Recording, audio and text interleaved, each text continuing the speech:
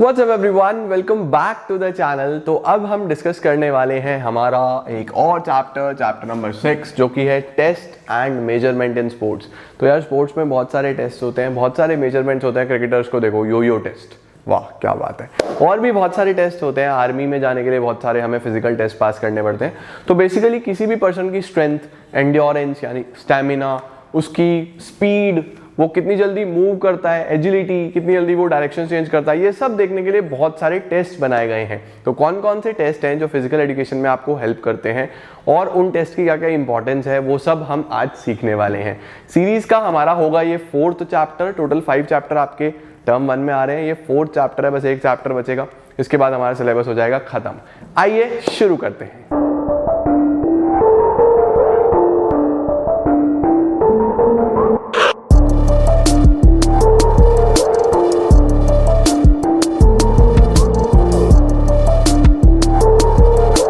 तो शुरू करते हैं जी हमारे फर्स्ट टॉपिक के साथ। टॉपिक है मोटर फिटनेस टेस्ट। टेस्ट का नाम क्या है? मोटर। वाह, मोटर फिटनेस टेस्ट। तो मोटर फिटनेस टेस्ट का मतलब क्या होता है? Basically these test are conducted to जज a person's ability to do physical activities, कि एक इंसान कितने अच्छे से फिजिकल एबिलिटीज कर पाएगा, कर भी पाएगा या नहीं कर पाएगा। तो उसके लिए कुछ टेस्ट होते हैं। टोटल कितने टेस्ट होते हैं? 1 2 3 4 5 6 7 8 1 2 3 4 5 6 7 8 8 टेस्ट हैं जी। किस तरीके से कौन कौन सा टेस्ट परफॉर्म किया जाता है वो सब दिखाता हूं आप लोग को। सबसे पहला होता है हमारे पास 50 मीटर स्टैंडिंग स्टार्ट या फिर 50 meter dash. 50 meter standing start, 50 meter dash basically कुछ भी नहीं है, 50 मीटर की स्प्रिंट है यार। बहुत सिंपल सा एक साधारण सा ग्राउंड है, और एक आपकी स्टार्टिंग लाइन होती है। यहाँ पे चिंटू को खड़ा कर दिया जाता है, चिंटू खड़ा हो जा, और ये आपका जो डिस्टेंस होता है ये 50 मीटर का होता है, ठीक है। जैसे ही जो आपका कोच है वो आपको बोलेगा are you ready, how's the josh, are you ready, Chintu एकदम से यहाँ पे स्टैंडिंग पोजीशन से एक्टिव पोजीशन पे आ जाएगा, और जैसे ही वो बोलेगा गो, चिंटू भागे और यहाँ 50 मीटर पे जाके रुक जाएगा, ठीक है। तो ये जो टेस्ट होता है ये स्पीड चेक करने के लिए होता है, कितनी जल्दी आप फटाफट से रिस्पॉन्स करते हो और 50 मीटर पूरा कर लेते हो। This is perform to determine speed. Speed check करने के लिए करा जाता है। क्या चाहिए आपको? एक मेजरिंग टेप चाहिए और 2 स्टॉप वॉचेस चाहिए, अगर 2 लोग एक साथ परफॉर्म कर रहे हैं, है ना। दो की स्पीड तो कंपेयर करोगे तो कौन पहले पहुंच रहा है, कौन बाद में पहुंच रहा है। This is 50 meter dash. उसके बाद हमारे पास होता है 600 मीटर्स का रन या फिर 600 मीटर्स का वॉक। 600 मीटर का टेस्ट होता है। देखो 50 मीटर और 600 मीटर्स में बहुत डिफरेंस होता है, राइट। बहुत काफ़ी बड़ा एरिया होता है 600 मीटर्स। तो उसको पूरा करने के लिए वहाँ पे बेसिकली किसी भी इंसान का एंड्योरेंस यानी कि स्टेमिना चेक करा जाता है। उसमें आपको 600 मीटर का ट्रैक चाहिए। 600 मीटर का ट्रैक यूजुअली राउंड ट्रैक होता है, जो कि कुछ इस प्रकार से होता है, इस तरीके का। यहाँ पे 1 2 3 4 5 चिंटू खड़े हैं, ये भागेंगे पूरा और इसको पूरा का पूरा कवर करेंगे। तो 600 मीटर का ट्रैक कुछ इस तरीके से होता है, और यहाँ पे एंड्योरेंस स्टेमिना जिसमें होगा वही पूरा कर सकता है यार, नहीं तो नहीं कर सकता, है ना। इंडियन आर्मी में हमारे पास 400 मीटर्स और एक टाइम पीरियड के अंदर करना होता है। तो ये सारी चीज़ें होती हैं। Next is seat and reach. Seat and reach basically क्या होता है, ये आपको मैं फोटो से ही समझाता हूँ। ये टेस्ट किसी भी इंडिविजुअल की फ्लेक्सिबिलिटी जज करने के लिए होता है कि एक इंसान कितना फ्लेक्सिबल है। Sit and reach. अच्छा, वेल्स और डिलन ने 1952 में ये स्टार्ट किया था, ये भी आपको बताता हूँ। सिट एंड रीच देखो इस तरीके से, ये चिंटू है, चिंटी है ये तो चिंटी को बोला कि यहाँ पे आप एक डेस्क पे अपना पैर रख लो। पहले तो यहाँ पे बिल्कुल सीधे, अपना जो बॉटम ऑफ द फीट है इस बॉक्स पे, लेग्स आपके बिल्कुल एक्सटेंडेड होने चाहिए, कोई भी पोस्चर गलत नहीं होना चाहिए। फिर आपको अपनी बैक को बेंड करना है और जितना आगे तक जा सकते हो जाने की कोशिश करनी है। एक के ऊपर दूसरा हाथ रखना है और फिर स्ट्रेच करना है। तो basically this is seat and reach. बैठ जाओ और फिर रीच आउट करने की कोशिश करो। जितना ज्यादा आप खुद को फ्लेक्स कर सकते हो, जितना ज्यादा एक्सटेंड कर सकते हो, करने की कोशिश करो। इसको हम सिट एंड रीच बोलते हैं। तो ये हमारे पास आता है sit and reach. Wells and Dillon 1952 से चल रहा है और फ्लेक्सिबिलिटी के लिए होता है कि आप कितने फ्लेक्सिबल हो। उसके बाद partial curl up. Partial curl up basically आपकी स्ट्रेंथ के लिए होता है, एंड्योरेंस के लिए होता है, एब्डोमिनल मसल्स की। एब्डोमिनल मसल समझते हो? एब्स की मसल्स, है ना, एब्डोमिन। देखो कोई भी एक्सरसाइज आप परफॉर्म करते हो तो कोर स्ट्रेंथ बहुत इंपॉर्टेंट होती है कि आपके कोर में कितना स्ट्रेंथ है। राइट। तो एब्डोमिनल मसल के लिए हम लोग ये पार्शियल कर्ल अप्स करते हैं। पार्शियल कर्ल अप्स कैसे होते हैं जी, जब तक आप डायग्राम नहीं देखोगे तो आपको समझ में नहीं आएगा। तो देखो इस तरीके से जस्ट हम लोग को लाई डाउन होना है ग्राउंड पे, इस तरीके से अपने हैंड्स रखने हैं और फिर बेंड होना है, उठने की कोशिश करनी है जितनी ऊपर आप आ सकते हो। अपना चिन आप यहाँ तक ला सकते हो। ये कर्ल अप्स आपको 10, 12, 15 अगर आप घर पे लगाओगे तो इससे एब्स आ जाएंगे, बॉयज एब्स आ जाएंगे। पार्शियल कर्ल अप्स इस तरीके से होते हैं। इसके बाद क्या होता है, नेक्स्ट इज पुशअप्स। बॉयज के लिए पुशअप्स आपकी अपर बॉडी की स्ट्रेंथ चेक करने के लिए, अपर बॉडी की एंड्योरेंस चेक करने के लिए, अपर बॉडी के सारे कितना स्ट्रेंथ है, कितना आपके बाजुओं में दम है, ये देखने के लिए पुशअप्स होते हैं। अब पुशअप्स जो होते हैं वो दो प्रकार के होते हैं। बॉयज के लिए होते हैं नॉर्मल पुशअप्स, और गर्ल्स के लिए हम लोग इस तरीके के एडजस्टेड पुशअप्स भी करते हैं जिसको हम लोग बोल देते हैं मॉडिफाइड पुशअप्स। तो बॉयज के लिए तो ये स्ट्रेट होना चाहिए 90 डिग्री बिल्कुल, और स्ट्रेट फॉरवर्ड पुशअप्स लगाने होते हैं। गर्ल्स के लिए यहाँ से लेग्स ग्राउंडेड रख के तो भी पुशअप्स लगाए जा सकते हैं, इसको हम लोग बोल देते हैं मॉडिफाइड पुशअप्स। तो बॉयज के लिए प्लेन पुशअप्स, गर्ल्स के लिए मॉडिफाइड। दोनों का पर्पस क्या होता है, अपर बॉडी स्ट्रेंथ चेक करना, ठीक है। तो पुशअप्स आ गए हमारे पास बॉयज के लिए, और गर्ल्स के लिए मॉडिफाइड पुशअप्स, ठीक है। दोनों का पर्पस अपर बॉडी स्ट्रेंथ और एंड्योरेंस। इसके बाद आता है standing broad jump. Standing broad jump क्या होता है कि एक जगह पे खड़ा होना है बस, और बिल्कुल एक लाइन पे खड़े हो गए। अब यहाँ से जंप करना है आपको कि आपकी लेग्स में कितनी स्ट्रेंथ है। Basically this is perform to measure your explosive power of legs. Legs की पावर चेक करने के लिए हमारे पास ब्रॉड जंप आती है। ब्रॉड जंप में हमारे पास इमेज है क्या गूगल बाबा? यस, देखो ये चिंटू है। चिंटू यहाँ से जंप करेगा और फिर जहां तक पहुंचेगा, फिर हम लेंथ को मेजर कर लेते हैं कि वो कितनी दूर तक जा पाया है। इस तरीके से ये होती है स्टैंडिंग ब्रॉड जंप। ये आपकी लेग्स की पावर चेक करने के लिए होती है। देन वी हैव 4x10 या 4x10 shuttle run. 4x10 shuttle run बहुत बढ़िया गेम होता है, बहुत बढ़िया टेस्ट होता है टू मेजर एजिलिटी। एजिलिटी का मतलब आप कितने ज्यादा एजाइल हो, कितनी क्विकली आपकी बॉडी मूवमेंट्स को रिस्पॉन्स करती है। फॉर एग्जाम्पल इसमें क्या होता है, ऐसा होता है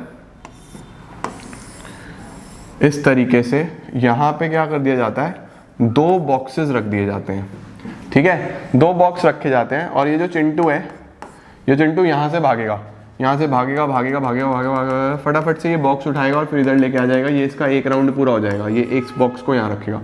अब ये 10 और 10 20 मीटर्स हो गए। फिर यहाँ से भागेगा भागेगा भागेगा भागेगा, फटाफट से ये वाला बॉक्स उठाएगा, इसे उठा के इधर ला के यहाँ रखेगा। तो ये इसके देखो 4 चक्कर लग गए, 1 2 3 4। तो दिस इज 4x10 मीटर। इसको हम लोग शटल रन बोलते हैं, ठीक है। यहाँ पे कोई शटल या बॉक्सेस इस तरीके से रखे जाते हैं। ये हमारा बहुत ही एक्सीलेंट टेस्ट है, मतलब आपको अपने एंड्योरेंस के लिए अगर कभी करके देखना हो मजा आ जाएगा। ये होता है हमारे पास शटल रन। देखो इस तरीके से 2 बॉक्सेस रखे हैं, ये भागेगा, भाग के यहाँ से उठाएगा, फिर यहाँ आएगा, फिर भागेगा, फिर उठाएगा, फिर यहाँ आएगा। तो 10 मीटर का होता है, तो 4x10 टोटल 40 मीटर का ये टेस्ट होता है। तो ये हमारे पास इन ऑल टोटल अलग अलग 8 टेस्ट जो मैंने आपको बताए, समझाए, जो कि क्या किस नाम से जाने जाते हैं, मोटर फिटनेस टेस्ट के नाम से। लो जी, इनका जल्दी से स्क्रीनशॉट ले लो। इसके बाद फिर हम लोग चलते हैं अपने अगले टॉपिक की तरफ। अगले टॉपिक का नाम है हमारे पास कार्डियोवैस्कुलर फिटनेस। गाइज अब आते हैं हमारे पास cardiovascular fitness test. Cardiovascular fitness test किसके लिए होते हैं? बेसिकली ये टेस्ट चेक करते हैं the ability of our heart and lungs, हमारी हार्ट और लंग्स की ability to supply oxygen and blood to the muscles, कि हमारी जो मसल्स को ब्लड जा रहा है वो ऑक्सीजन रिच होना चाहिए, फुल ऑफ ऑक्सीजन होना चाहिए, तभी ज्यादा एनर्जी क्रिएट कर पाएंगे हमारी मसल्स, ठीक है। so that the ability of the muscles to use that blood and produce energy, ताकि हमारी जो मसल्स हैं वो उस ऑक्सीजन रिच ब्लड को यूज करें और ज्यादा से ज्यादा एनर्जी डेवलप करें।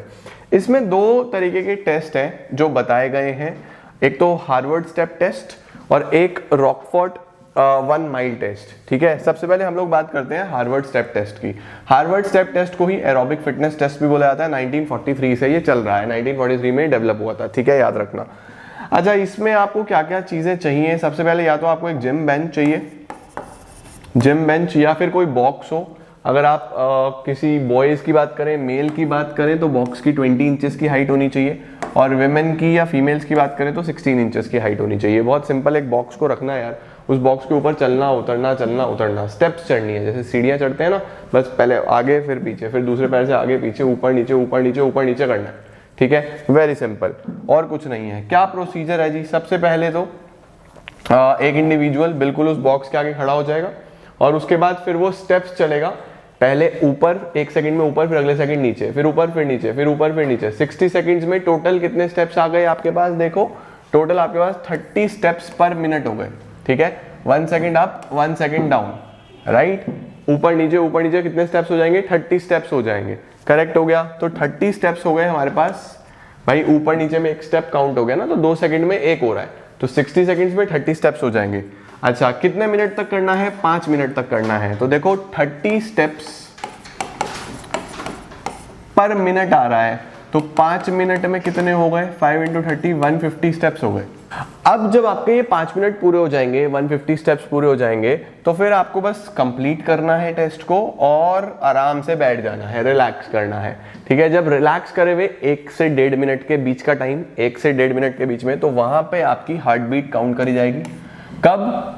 पहली बार 1 से 1.5 मिनट के अंदर। सपोज आप एग्जैक्टली 6 बजे बैठे, ठीक है, तो 6:01 पे 1 मिनट बाद आपकी हार्ट बीट काउंट करी जाएगी। उसके बाद 6:02 पे, फिर उसके बाद 6:03 पे, यानी कि सबसे पहले हार्ट बीट कब काउंट होगी?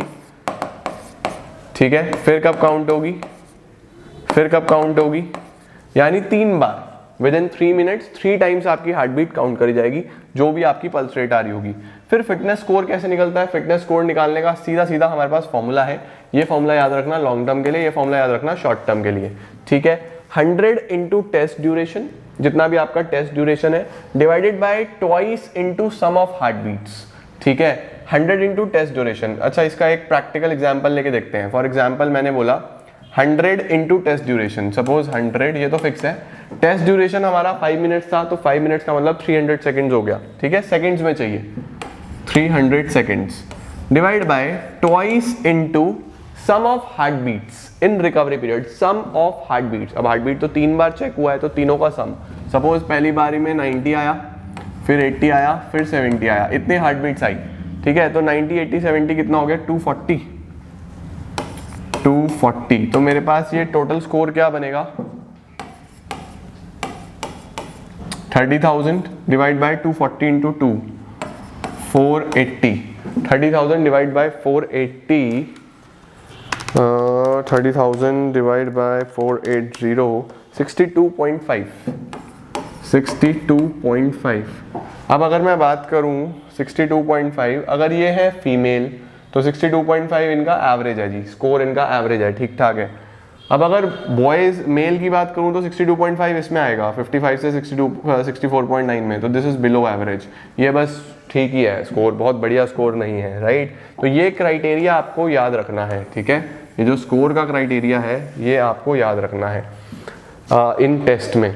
इसके बाद एक शॉर्ट रन में भी होता है, शॉर्ट टर्म के लिए एक सेपरेट फॉर्मूला दिया गया है, उसमें भी 100 इंटू टेस्ट ड्यूरेशन, TD मतलब टेस्ट ड्यूरेशन, यानी 100 इंटू वही सपोज 300 सेकेंड्स, डिवाइड बाय यहाँ पे 5.5 फिक्स्ड है, यहाँ पे ट्वाइस फिक्स था और एवरेज हुआ था, यहाँ पे 5.5 फिक्स है, multiplied by pulse count after 1 minute. बस पहला वाला जो 1 मिनट के बाद वाला पल्स काउंट है ना, वो 1 मिनट के बाद वाला सपोज 90 था, तो बस ये।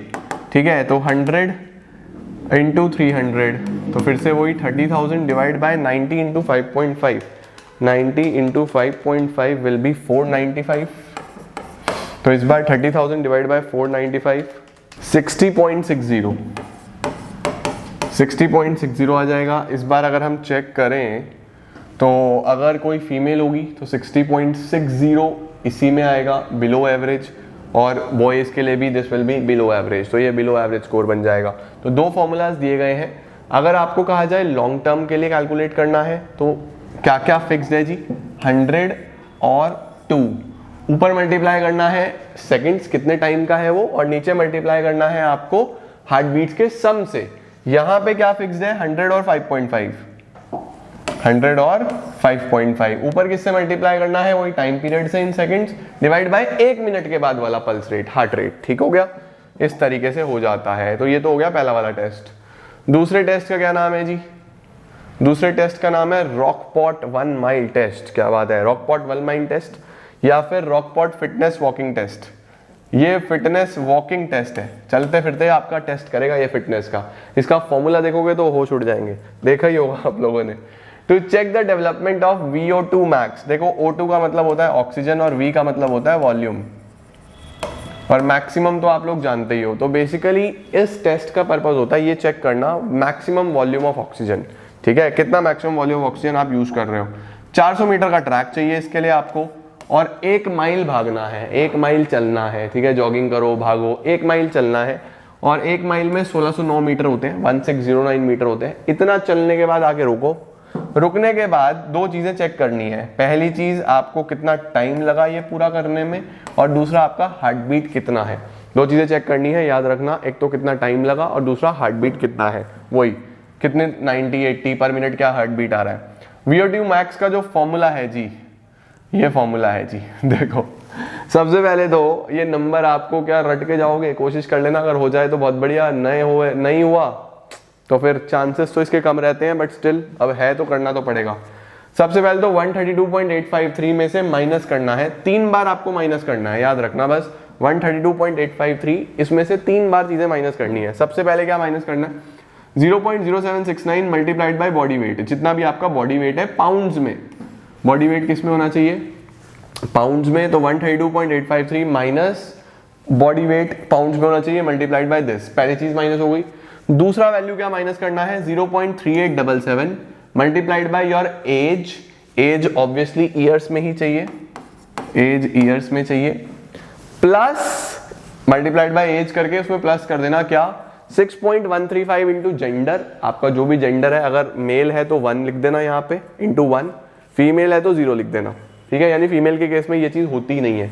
तो 6.135 इंटू 1 अगर मेल हो, इंटू 0 अगर जेंडर है, आप अगर फीमेल है, माइनस 3.2649 इंटू टाइम, जितना भी आपको समय लगा। ऊपर टाइम मेजर किया था, टाइम मिनट्स में होना चाहिए कि 40 मिनट्स लगे, 50 मिनट्स लगे, 10 मिनट्स लगे, जो भी है वो यहाँ करना है। दूसरी चीज माइनस हो गई। तीसरी चीज 0.1565 इंटू हार्ट रेट, जो भी आपका हार्ट रेट आ रहा है पर मिनट, 60 70 80 90, वो आपने जैसे भी मेजर करा होगा वो।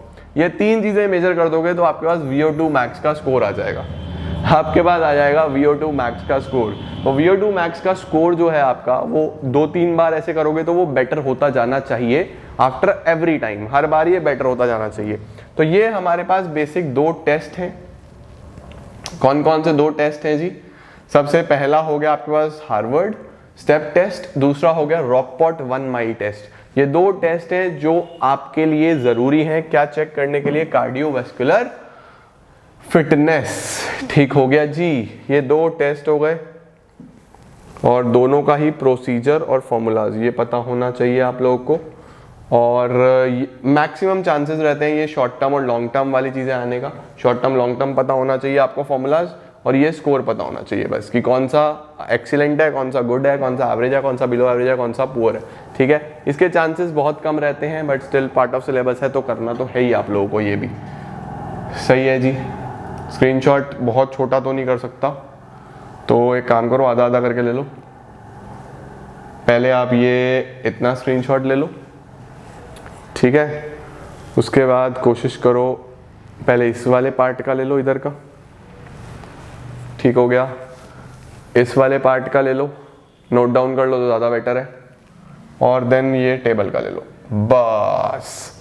इसके बाद हमारे पास बचा एक टॉपिक और इस चैप्टर में, और इसको भी करते हैं खत्म। तो फाइनली गाइज अब हम आ चुके हैं हमारे लास्ट टॉपिक पर, जो कि है सीनियर सिटीजन फिटनेस टेस्ट। तो अब बात हो चुकी है सीनियर सिटीजन की, जितने हमारे घर में सीनियर सिटीजन हैं, बुजुर्ग बड़े हैं, उनके फिटनेस चेक करने के लिए। बट इसे पढ़ाने से पहले मैं एक बार फिर से कहना चाहूँगा, these stunts are perform by professionals under expert supervision, please do not try this at home. ठीक है, हमारे बुजुर्ग हमें बहुत प्यारे हैं, तो कृपया करके इन्हें टेस्ट ना करें।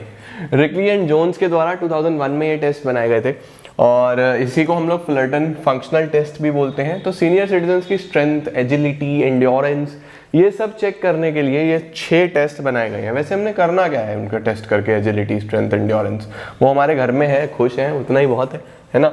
देखो कितने बनाए गए हैं? एक तो बनाया गया है chair stand test. Chair stand test में क्या होता है, बस कुर्सी पे बैठना है, खड़े होना है, बैठना है, खड़े होना है, बैठना है, खड़े होना है, 30 सेकंड्स तक रिपीट करना है इसको। उसके बाद जितने नंबर ऑफ टाइम्स ये काम हुआ है उसके अकॉर्डिंगली स्कोरिंग कर दी जाती है।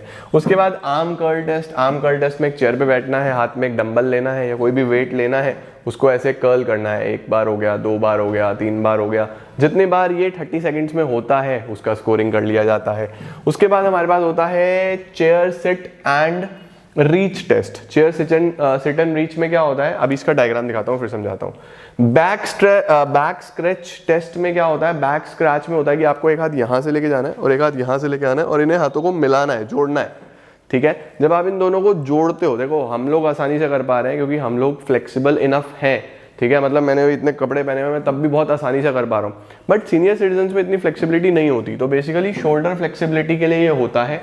और अगर हमारे ये बैक में जाके दोनों हाथ टच हो जाते हैं, सपोज ऐसा टच हो जाता है, तो स्कोर हो जाता है 0।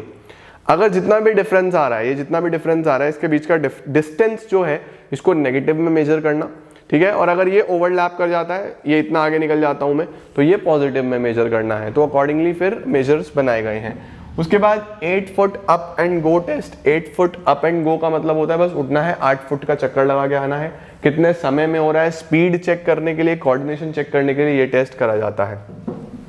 6 मिनट वॉक टेस्ट में क्या होता है, 6 मिनट्स में 50 यार्ड्स का ये पूरा ग्राउंड लिया जाता है। इसी को हम फंक्शनल फिटनेस टेस्ट करने के लिए चेक करते हैं। 50 यार्ड्स का ग्राउंड होता है, यहाँ से सपोज शुरू करा मैंने, ये 20x5 होता है कि इधर 20 इधर भी 20, ये याद रखना इंपॉर्टेंट एमसीक्यू के लिए, ये 5 और ये भी 5, तो 20 20 40 और पूरा 50 यार्ड्स का ये ग्राउंड होता है। इस पे आपको वॉकिंग डिस्टेंस के हिसाब से 50 यार्ड्स का वॉक टेस्ट करना होता है, ठीक है। इनको मैं डायग्राम्स की हेल्प से आपको सारे के सारे एक बार दिखा देता हूँ, फिर हम इन्हें पढ़ लेंगे। सबसे पहले हमने कौन सा वाला लिया, chair stand test. Chair stand test में नॉर्मली मैंने आपको बताया कोई भी चेयर लेना है, उस पर उठना बैठना है और 30 सेकंड्स में काउंट करना है, chair stand test. Arm curl test दूसरा, बहुत सिंपल, वेट 5 पाउंड्स और 8 पाउंड्स, अगर विमेन है तो 5 पाउंड्स, मेल है तो 8 पाउंड्स वेट लेना है और 30 सेकंड्स में कर्ल करना है, जितनी बार हो पाएगा वो काउंट करना है।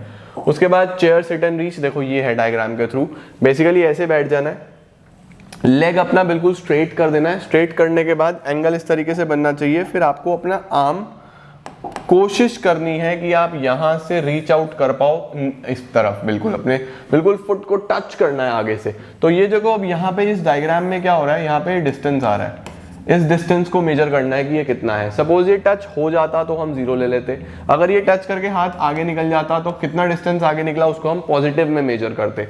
अगर गैप रह गया तो नेगेटिव, टच हो गया तो 0, अदरवाइज पॉजिटिव, ठीक है। उसके बाद हमारे पास बैक स्क्रैच टेस्ट।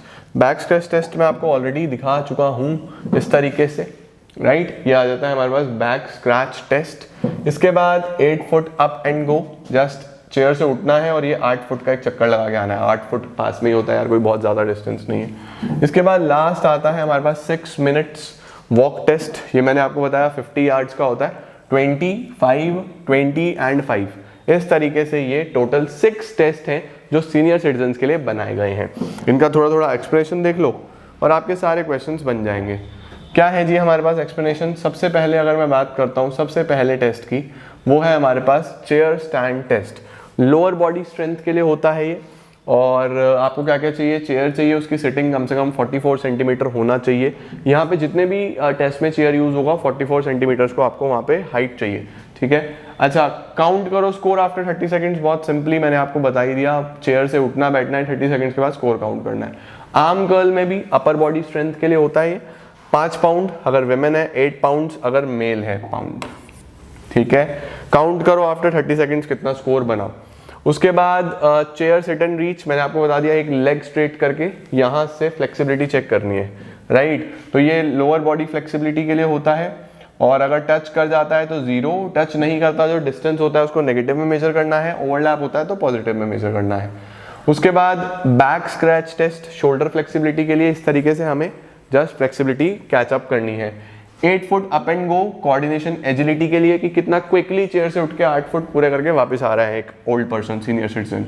और 6 मिनट वॉक टेस्ट, इसमें यार्ड याद रखना, दैट इज इंपॉर्टेंट। 50 यार्ड्स का प्रॉपर एक सेटअप लेके 6 मिनट्स में वॉक टेस्ट लेना है, देखना है कि 6 मिनट में कितने यार्ड्स आप कंप्लीट कर पा रहे हैं या कितने मिनट में आप 50 यार्ड्स पूरा कर रहे हैं। तो this is how these test are perform. इनके कुछ क्राइटेरियाज दिए गए हैं। अब कहाँ तक क्राइटेरियाज याद करोगे, तो मेजर तो टेस्ट के बारे में पता होना चाहिए, क्या इनका पर्पस है, कौन सा अपर बॉडी स्ट्रेंथ, कौन सा लोअर बॉडी स्ट्रेंथ, कौन सा फ्लेक्सिबिलिटी के लिए, किस तरीके से पॉजिटिव, नेगेटिव और जीरो वैल्यू लेते हो। इस तरीके के एमसीक्यूज इससे बन सकते हैं टेस्ट से। तो ये आपके पास आना चाहिए आपको। ये होता है हमारा लास्ट टॉपिक, स्क्रीनशॉट ले लो जल्दी से। और इसी के साथ हमारा ये चैप्टर भी हो जाता है खत्म।